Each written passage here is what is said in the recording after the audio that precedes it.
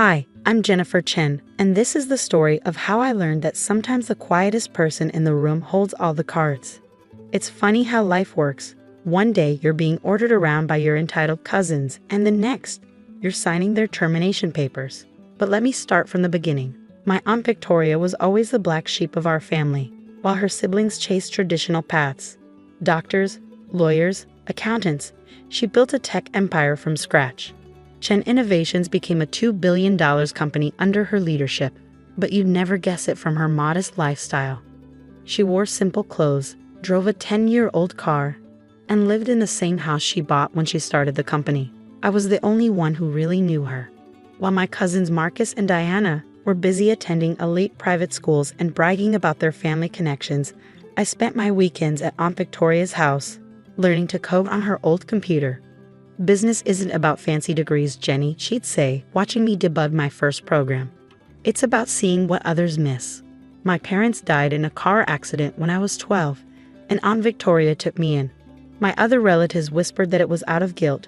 She had been too busy building her empire to help her brother when he was struggling financially. But I knew better. Aunt Victoria saw something in me that others didn't. For 15 years, I worked alongside her, starting from the bottom.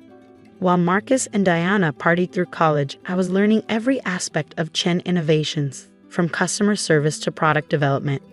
My cousins mockingly called me Aunt Victoria's shadow. But I didn't care. I was learning things no business school could teach.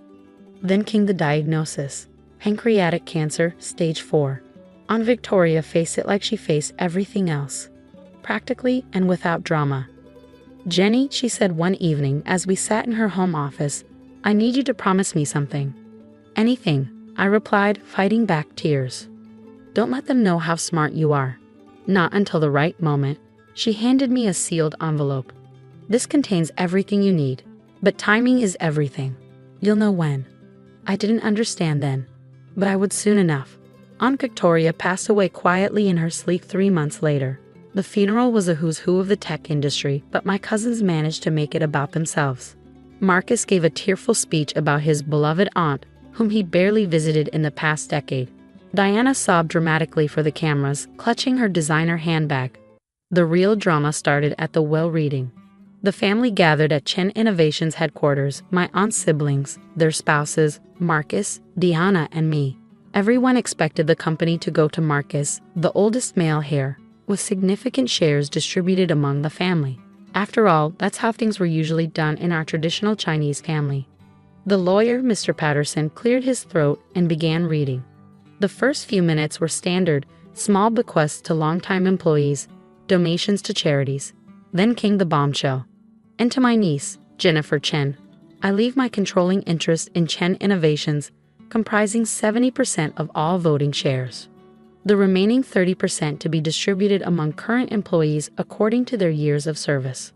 The room erupted in chaos. "This is impossible," Marcus shouted, his face turning red. "She's just a junior employee. She doesn't even have an MBA." Diana's mascara ran as she cried, "We're the rightful heirs. She's just the poor relation Aunt Victoria took in out of pity." My Uncle James, their father, stood up shakily. "There must be some mistake. Victoria wouldn't leave everything to the help." Diana spat. Mr. Patterson remained calm. "The will is quite clear, and I assure you, your sister was of sound mind when she made these arrangements. Furthermore," he pulled out another document, "Ms. Jennifer Chen has been secretly serving as deputy CEO for the past 2 years. All the paperwork is in order." I sat quietly, remembering Aunt Victoria's words about timing. This wasn't the moment. Not yet. The family meeting that followed was brutal. They gathered at Uncle James' mansion, the same one he'd bought with money borrowed from Aunt Victoria years ago. I was invited, but it was clear what my role was supposed to be.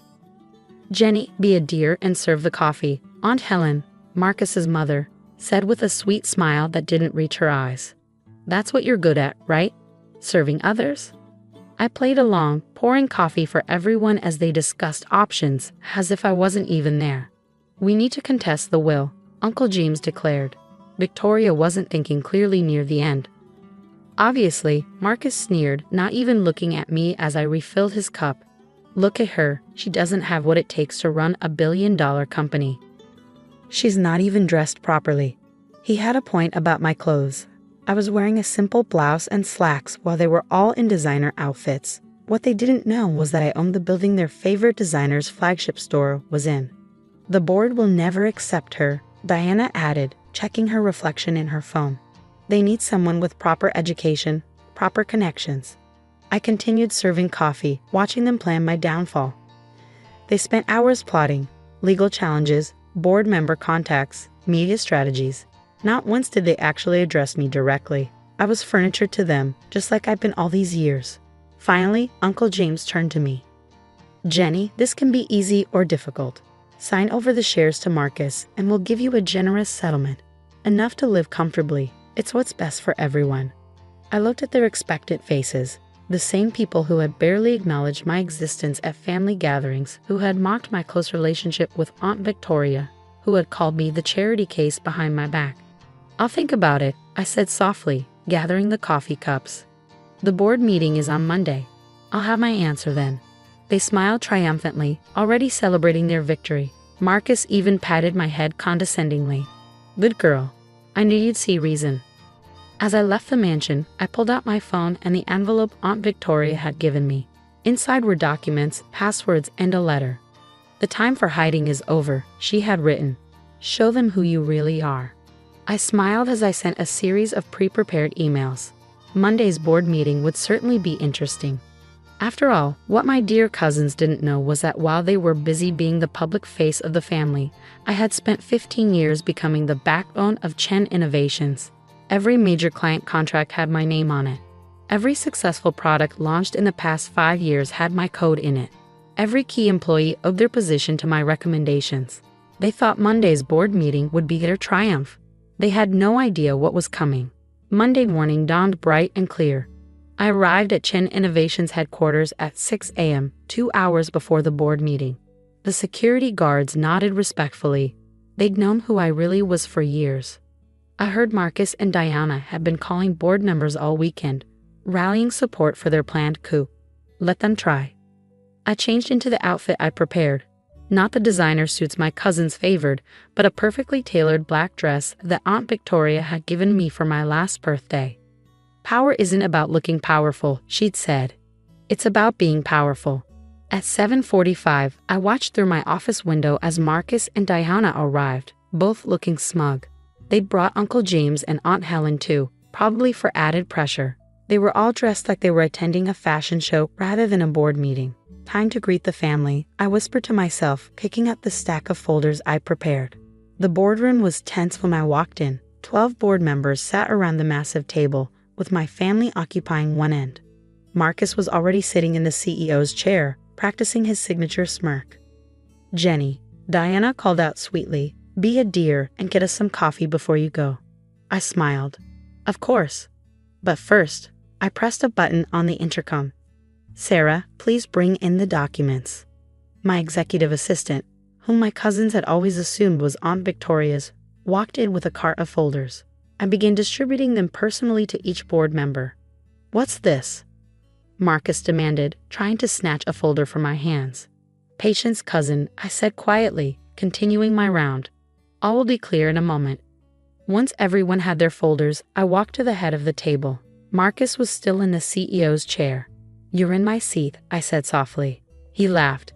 Come on, Jenny, we all know. Mr. Chen, I cut him off, my voice suddenly sharp. You are in my seat. Move. Something in my tone made him stand up, though he tried to play it off as humor. The board members were already reading their folders, and I could see their expressions changing. Ladies and gentlemen of the board, I began. In those folders you'll find several things. First, detailed reports of every major decision made at Chen Innovations over the past 5 years. You'll notice my signature on 90% of them. Yes, those decisions you attributed to others were actually mine. Marcus tried to interrupt, but I continued. You'll also find documentation of certain interesting financial transactions. Marcus, would you like to explain to the board why $2 million of company funds were diverted to cover your gambling debts last year? His face went white. That's confidential. Diana, I turned to my cousin, who was frantically flipping through her folder. Perhaps you'd like to tell everyone about the fake consulting firm you set up to build a company for services never rendered. You can't prove, she stammered. Oh, but I can. Aunt Victoria and I documented everything. We let it slide, hoping you'd learn, grow up, become responsible. We were wrong. Uncle James stood up, his face purple with rage. Now see here. Sit down, Uncle, I said quietly. Your section is on page 12. The irregular loans, the misappropriated funds, the shell companies. Would you like me to continue? He collapsed into his chair. For years, I addressed the board. I worked quietly, learning every aspect of this company. While others took credit for my work, I let them. Because Aunt Victoria taught me that true power doesn't need recognition. It needs results. I clicked a remote, and the screen behind me lit up with charts. Under my direct management, though others took credit, our R&D department increased productivity by 200%. Our client retention rate rose to 98%. Our profit margins doubled. The board members were nodding now, many of them finally understanding why certain departments had mysteriously improved over the years. Now I continued, we have a choice. You can support my cousin's attempted coup, in which case I'll be forced to release all this information to the media and proper authorities. Or, I pressed another button, and new documents appeared on the screen. Or we can move forward with the expansion plans I've spent the last year developing. 5 new tech centers, partnerships with leading AI research facilities, and a revolutionary product line that will put us years ahead of our competitors. The room was silent. I could see the board members exchanging glances, doing the math in their heads. Finally, Mr. Rodriguez, our longest-serving board member, spoke up. I moved to formally confirm Jennifer Chen as CEO of Chen Innovations, effective immediately. Seconded came multiple voices. This is ridiculous, Marcus exploded. She's nothing. She's nobody. She's just the poor little orphan that. Mr. Chen, I cut him off, my voice ice cold. You're fired. Security is waiting outside to escort you from the building. Diana, you too. Your belongings have already been packed. You can't do this. Diana shrieked. We're family. I looked at her calmly. Family? Was I family when you made me serve coffee? Was I family when you mocked my clothes, my education, my dedication to Aunt Victoria? No, Diana. You made it very clear what you thought of me as family. Security entered the room, more guards that had known my real position for years. Uncle James, Aunt Helen. I turned to them. You have a choice.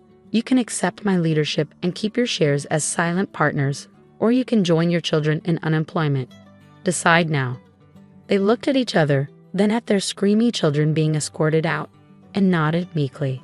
As the chaos subsided, I addressed the board again. Now, shall we discuss those expansion plans? The next few hours were productive. By the end of the day, my position was secure, the expansion plans were approved, and a press release announcing the new leadership was circulating.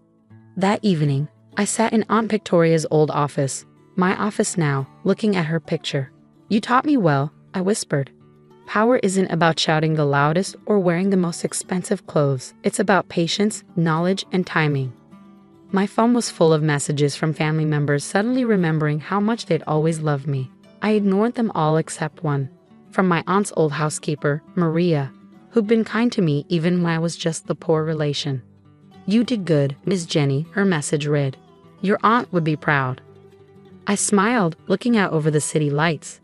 The company would thrive under my leadership, not because I was born into privilege, but because I'd earned every step of my success. Marcus and Diana. Last I heard, they were trying to start their own company. Good luck to them. They'll finally have to learn what real work means. As for me, I keep Aunt Victoria's lessons close to heart. Success isn't about being seen as powerful. It's about being powerful. And sometimes, the quietest person in the room is the one you should watch out for. After all, they might just own the room.